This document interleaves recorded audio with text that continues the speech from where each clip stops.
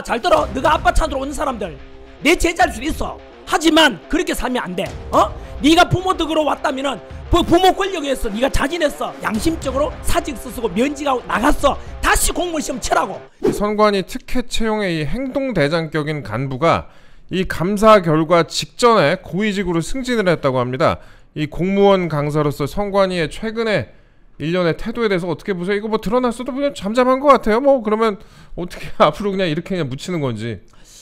선관위는 제가 분명하게 선언했습니다. 선관위는 쓰레기 조직입니다. 조폭 마피아 조직입니다. 왜 그래 심한 말을? 그동안 해온 걸 보세요. 바로 878건의 비리들, 인사 채용에 관한 거, 그리고 나서 더 일받은 게 이거는 선관위는 우리 가족 회사다. 따라서 친인척 채용 당연하다. 그렇게 말했는 자체가 용서받을 수 없는 짓을 한 거예요. 왜냐하면 너그 가족 회사가 아니라 국가기관이고 국민의 세금으로 운영되는데 어떻게 그런 마인드를 가질 수 있냐고. 그리고 그렇게 해서 부당하게 부모 찬스로 들어갔던 면접에 의해서 부당하게 합격했다면 떨어진 사람들은 자살했다 생각하면 그거는 흉악한 살인죄 또는 흉악한 범죄와 똑같은 거야. 그 상처받은 사람들 생각해 보냐고. 있을 수, 제가 말씀드린 이거는 그래서 쓰레기 조직이라고. 이 비리가 이렇게 많은데 정화하라고? 안 되잖아요. 말이 안 되고요.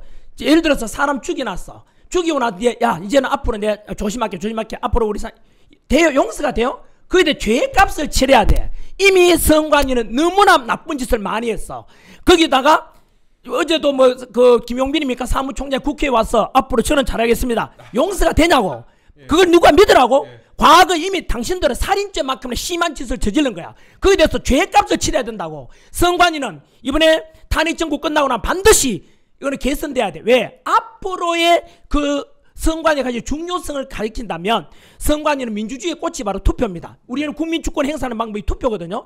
그 투표를 관리하는 방법이 더 중요한 게 없어요. 그러면 현재 이대로 간다면 그들의 사과로 끝날 문제가 아니고 선거 제도를 개선해야 돼요. 당장에 저는 제안하고 싶어 짧게. 바로 지금 부정선거 의혹이 너무나 많습니다. 국민들 불신하고 있습니다. 다음에 있을 우리가 지방선거든 총선이든 대선이든 가면에 모든 국민들은 투명한 투표를 원하고 있습니다. 선거를 원하고 있습니다. 그러면 저건 또 김용빈 사무총장이 답변한다면 선거 제도를 근본적으로 바꾸고 있습니다. 첫째, 바로 사전선거를 없애겠습니다. 왜? 모든 부정선거, 사전선거 때문에 나오니까 사전투표 없앤다. 그리고 모든 것이 의혹이 또 전산 아닙니까? 전산 오류 해킹 위험 아닙니까? 전산은 하지 않겠습니다. 그럼 어떡하지? 그럼 될 수 있나? 대만이 그렇게 하고 있다 그랬잖아요. 대만은 초등학교 반장 선거처럼 그 자리에서 투표하고 그 자리에서 개표하고 선거 참관인 보는 데서 그 자리에서 집계까지 다 해. 투표함 이동 있어요 없어요? 없어. 투표함 이동 왜 없겠어요? 이동하면 투표 또 집어넣을 수 있잖아요. 그런 모든 의혹이 있었던 걸 사전에 차단해서 국민들 하여금 100% 신뢰를 주는 거야. 독일도 그렇게 해. 그 독일과 대만처럼 IT 강국이 왜 그만 전산하지 않겠어요? 그 자체 지금 우리 국민들이 의혹을 가지는 것은 부정성을 했다는 게 아니고 있을 수 있는 것을 사전에 차단하자 이겁니다.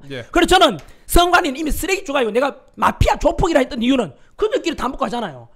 선관위에 잘못했다. 감사원에 감사하니까 헌법재판소에서 감사하면 안 된다 그랬잖아. 독립기관이니까. 왜냐하면 선관위도 판사, 헌법재판소도 판사, 전부 저것들이 나눠먹게 하는 거잖아요. 그러니까 이거는 조폭 마피아라 그랬잖아요. 힘없는 사람 착살내고 힘있는 부모 찬스들 다 띄워주고 말이 안 돼요. 어쨌든 그래서 저는 지금 이 문제보다 저는 앞으로가 중요하다고 생각해요. 당장에 드러난 쓰레기 조직이 어차피 개선해야 돼. 안 돼. 이거는 이미 자정작용 능력이 없다고 저는 판단합니다. 왜? 이미 과거에 한 짓을 보라고. 한두 번 자정하겠다 했냐? 이미 했는데 안 된다는 걸 이미 검증된 거야. 따라서 당장이라도 신뢰감으로 보인다면 선거제도 개선 이거에 대해서는 국민의힘에서 이미 제안해놨어. 사전선거 없애자고. 야당에서 답변해야 된다고. 민주당 답변 안 해. 그럼 저는 이렇게 생각해요. 부정선거 의혹이 있는 국민들이 다 의구심 가지고 있으니까 이것을 개선하자는 게 상식 아닌가요? 이게 상식이라고 저는 생각해요. 국민 여러분 그렇지 않습니까? 문제가 있으면 털고 하고 개선하자는 게 잘못됐나요? 여당이든 야당이든 국민이든 선관위 직원까지도 다 동참해야 돼요. 듣고 가자면 그 새끼는 반드시 범죄자야. 그 새끼는 어느 새끼가 될지 몰라도 범죄자야. 그거는 왜? 자꾸 듣고 가자는데 왜? 그놈한테 내가 부정선거 의혹죄하면 전환기로 고발해버려. 그놈이 범죄자라고. 저는 그래서 이런 것에 대해서 물론 제 표현이 좀 억셀지 몰라도 저는 이것이 저의 감정 표현이 아니라 선관위에 대해서 그동안 부정 채용에 대해서 열받아 있는 2030 청년들 생각하면은 그들의 목소리 분노를 저는 대변한다고 생각합니다. 선관위 진짜 면접 준비하고 시험 준비하고 거기에 인생을 바쳤던 젊은이들을 생각하면 뭐 어떤 표현이든 안 나오겠습니까? 진짜 그 정말 그 수백 수천 명의 그 젊은이들이 그들로 인해서 기회를 잃어버린 거 아니겠습니까? 그렇죠. 어제 밝혀진 이겁니다. 예. 뭐냐면 선관위에서 뭐 개선하기 때 개선한테 해놓고는 뭐라는지 아세요? 예. 그 고위직 관리자 중 11명 중에서 한 명은 사직을 했고요. 한 명 사직. 나머지 어떻게 할 거냐 물어보니까 이게 자정장 할 거냐고 뭐라니까 그들의 의견, 자녀들의 의견을 물어봐야 된다라고 했거든요. 또 하나는 인사혁신처에다 문의했어요. 그러니까 원래 지방직이 있다가 선관위로 오라 그랬거든. 아빠 찬스로. 다시 그쪽으로 갈 수 있냐 문의했대요. 아니 부모 파워로 부모 찬스로 왔으면 부모 그 권력으로 그만두라 하는 게 최소한 양심 아니야? 목숨 걸고 국어공무원 들어온 사람들에 대한 최소한의 양심이고 그 당사자들 야 잘 들어 너가 아빠 찬스로 오는 사람들 내 제자일 수도 있어. 하지만 그렇게 살면 안 돼. 네가 부모 덕으로 왔다면은 부모 권력에 의해서 네가 자진했어. 양심적으로 사직 쓰고 면직하고 나갔어. 다시 공무원 시험 치라고. 그게 나는 그나마 죄값을 씻을 수 있는 너희 아버지와 너 자식까지 한 집안 범죄야 이거는. 이걸 그나마 양심적이라면 그렇게 면직하고 새로 시험을 쳐 공무원 시험을 치라고. 그것이 네 남은 삶에 대해서 떳떳하게 살아갈 수 있는 마지막 방법이라고 저는 분명히 말씀드리고 싶고 저는 이러니까 어떻게 자정작용이 되겠냐고요. 공감합니다. 진짜 그 선관위에 대해서는 어떤 비판도 부족하지 않을 수준인 것 같습니다. 쓰레기 조직을 하지 않습니까 제가? 예, 저희 지금까지 전한계 선생님 그리고 홍석준 전 의원님과 함께 했는데요. 다 됐어요? 시간이 거의 9시가 다 됐습니다. 오늘 저희가 할 말이 남았는데. 할 말 더 드리겠습니다. 저희가 사실 오늘 이 말씀을 드리려고요. 선생님이 말씀하신 부분에 대해서 뭐 속이 후련하다, 속이 뻥 말씀하시는데 저희 오늘 PD님이 그 반박해 보라고 이 시리즈를 한번 만든다고 합니다. 반박해보라고 이 시리즈를 만든다고 하니까 저희가 쇼츠나 또 클립을 통해서도 많이 좀 저희 선생님의 말씀 좀 제가 잠깐 보충 좀 설명을 지금 선관위 전체 직원이 한 2,800명인데 채용 비리 사건이 거의 880건이 났으면 거의 3분의 1이 났다는 건 그러니까 이게 국가기관으로서는 사실 있을 수 없는 일이죠. 보통 그렇죠. 국가기관에 채용 비리 한 건만 터져도 막 난리가 났는데 이렇게 3분의 1이 났다는 것은 이건 완전 이제 구조적인 어떤 그런 문제인데 통상적으로 국가기관에서 인사 채용 비리가 나면은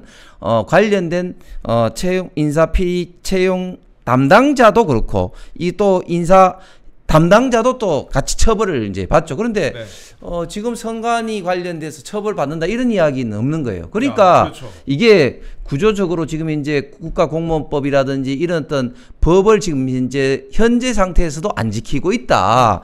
이런 것이 지금 이제 드러나고 있는 것이고 최근에 그 이영동 PD가 밝힌 문제 중에 깜짝 놀란 게 있었죠. 무슨 말인가 하면 핵심적인 서버를 리스를 해와서 그것을 선거가 끝나면 다시 돌려주는데 조건이 그 자료를 속어 완전히 이제 포맷을 시킨다고 하지 않습니까? 그러면 그 부정선거가 일어났을지라도 증거를 어떻게 보면 다 없앤 거예요. 아니 이게 국가기관으로 도저히 있을 수가 있나? 그러면은 이 리스 한 병이 엄청나게 싸냐? 그것도 아닌 거예요. 그러니까 리스를 한 2번, 3번만 해도 사는 것과 비슷하답니다. 그런데 왜 리스를 합니까? 그러니까 도저히 납득이 안 되는 일을 지금 이제 선관위에서 하고 있습니다. 그런데 왜 이렇게 납득이 안 되는 일을 하고 있느냐? 이 조직 자체가 썩었기 때문에 그런 거.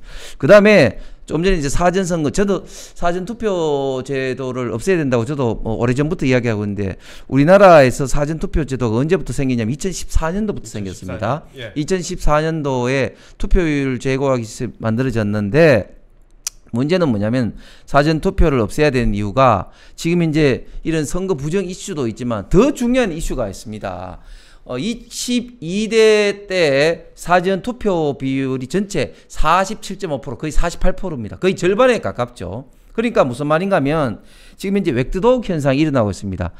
사전투표의 가장 근본적인 목적은 투표율을 높이기 위해서 그런 건데 그런데 사전투표는 투표의 원칙에서는 위배되는 제도입니다. 무슨 말인가 하면 사전투표와 본투표 사이에 최소한 4, 5일이 간극이 있잖아요. 그렇죠. 우리 투표는 본투표까지 많은 어떤 정보가 사건이 일어나는 것을 종합적으로 우리 유권자인 국민이 판단을 해서 투표권을 행사를 하는데 우리나라 같은 경우 그 4, 5일 사이에 어떤 일이 일어난지 몰라요. 어떤 일이 갑자기 일어날 줄 몰라. 그런데 이 사전투표 하신 분들은 그 사이 일에 대해서 다 어떻게 보면은 억울하게 판단을 못하고 한 거 아닙니까? 그렇죠. 그런데 이게 사전투표가 전체 투표율에서 5% 10% 정도 할 때는 큰 문제가 안 되는데 지금 사전투표가 편하니까 점점 비중이 높아가. 거의 절반 돼가요. 그 절반인데 앞으로 제가 볼 때는 예. 가만히 놔두면 60%, 70%, 80% 될 거예요. 그리고 사전투표를 관리하는 비용이 엄청나게 높습니다. 왜냐하면 전 국민이 어디 가서나 다 할 수 있기 때문에 예. 그런 걸 과연 이런 사전투표를 이런 식으로 놔두는 것이 맞느냐? 절대 맞지 않는 거죠. 투표의 일반적인 원칙에 비해서도. 그러니까 지금 이 시간에는 사전투표에 대한 어떤 부정 이슈 그리고 원칙에 맞지 않는 이런 사전투표에 대해서는 근본적으로 이제 개선해야 된다 이런 시점이 된 거죠. 예, 알겠습니다. 1분만 말씀. 선생님 충분히 말씀하시면 됩니다. 아니, 제가 선생님이 약간 혈압 올라가실 것 같았고 제가 지금 시간을 드렸는데 계속 뭘 적고 계시더라고요. 첫째, 예. 그 부정선거 투표 문제는 민주주의의 근간입니다. 그래서 전환길이가 이런 부정선거라든가 개선하자면 음모론이라 합니다. 반박하는 게 이영돈 PD 유튜브 꼭 보십시오. 거기에서 바로 주장하는 것은 뭐냐, 박성현이라고 우리나라 통계학 권위자 박성현 교수가 통계에 근거하면은 지난 22대 총선에서 낙선해야 될 국회의원이 부정선거로 당선된 사람이 50명이나 된답니다. 이거는 정말 뒤집어질 이야기입니다. 따라서 국민들께서 알아야 됩니다. 그래서 반드시 이영돈 PD 봐주시고, 전환길이가 제안하는 것은 첫째, 사전선거 없애자. 두 번째, 전수하나 하지 말자. 그리고 대만처럼 하자. 그래서 요것을 제안 드리고 모든 국민들께서 관심 가져주면은 앞으로 우리가 행하는 모든 어떤 한 투표 한 표도 도둑맞지 않는 방법을 만들어 가야 될 것입니다.